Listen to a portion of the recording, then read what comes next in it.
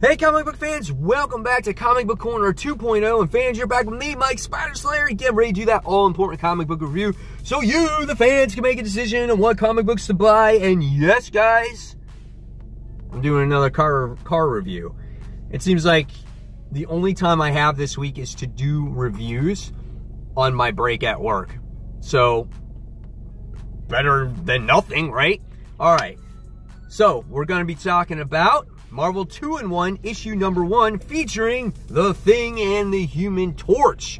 That's right, guys. Now, when I got done reading this book, I was like, wow, this felt like a real Fantastic Four book. Not just a team-up book with The Thing and Human Torch doing their own separate adventures and teaming up with other heroes. No, this feels like it can actually become a Fantastic Four book again. The artwork is phenomenal in this book, especially the opening pages. I thought it was really well done. You know, the way Johnny Storm's flames are. I love the coloring in this book as well. Ben Grimm looks the part. I think he looks really well done. We even get to see the infamous Iron Man, or Dr. Doom, whatever you want to call him. You get to see him in this book too, so he looks really well done. So yeah, artwork is awesome. The book is written by Chip Zdarsky, and the actual art is done by Jim Chang. Let's talk about this story now, and let's recap it. So there's a lot that goes into this story, this very first issue. And it builds for a very promising issue or series to come. So, in the beginning of this book, we get to see Johnny Storm. He's racing stock cars, and he's very careless, and he doesn't seem to care. And it's funny, he races somebody by the name of Evans. That's kind of cool. He races against the person that plays, you know, Chris Evans, races Chris Evans that plays Johnny Storm, which I thought was cool. And then we get to see this flashback at the same time as Ben is delivering a speech for getting an award.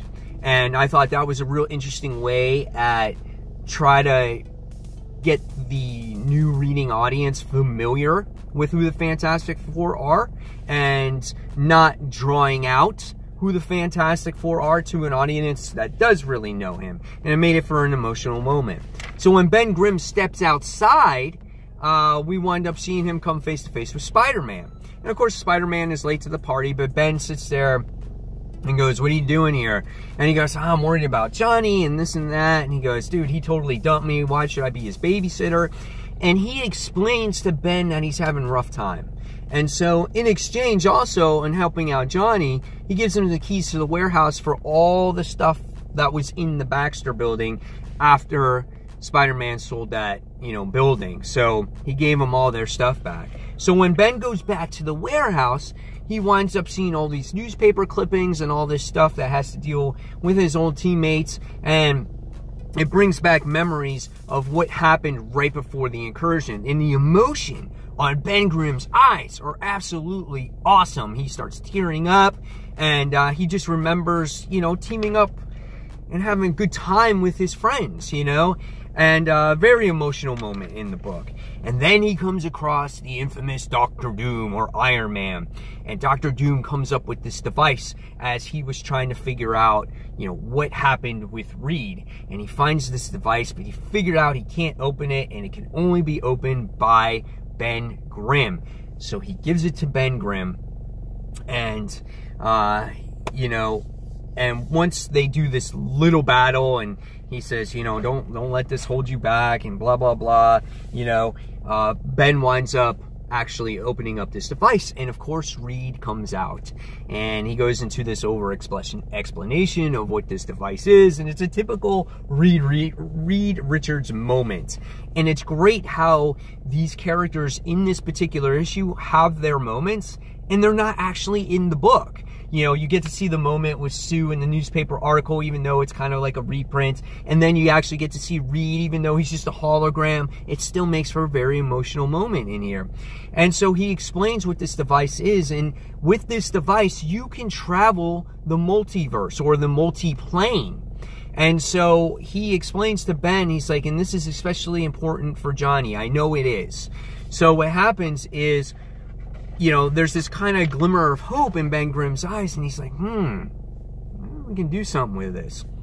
So the book goes to Johnny Storm, and we get to see Johnny. He's just having a really tough time. You would think that he's just on the deep end. You would think that he's almost suicidal at this point because he just can't get a handle of his life. He's testing his powers. And when we find out in this issue, after Ben Grimm confronts him, is that he is losing his powers and that there's basically nothing left for him after he loses his power. He's lost his family. He's lost everything else.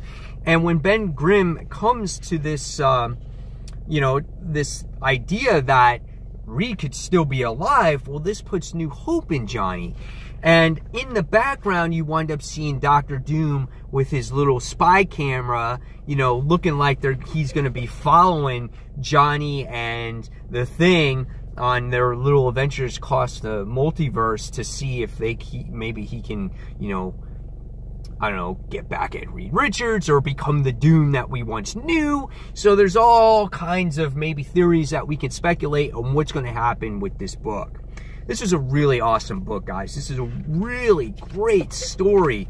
There's so many plot threads that open up here with this and so much potential here. This is not your typical, oh, Avengers vs. X-Men or Avengers plus X-Men that goes into the dollar bin 2 years later. No, this seems like that this story, eventually, this Marvel 2-in-1, will lead into a new Fantastic Four series. So I have a feeling that, okay, you get 20 issues of this particular book, and then, boom, the volume ends and we get a new volume of Fantastic Four. That's what I see this possibly leading into. Again, very emotional moments here between Ben and him looking at those flashbacks or reliving those flashbacks. Johnny with his, you know, possible suicidal type of stuff. Just really great emotional beats, and I love this book with the artwork. This is a perfect book in my opinion. I loved Batman the other day. I love this book as well. These are two top-notch books from companies, and I wish there was more writing like this. This is great stuff. So I can definitely recommend this book. You guys pick this up.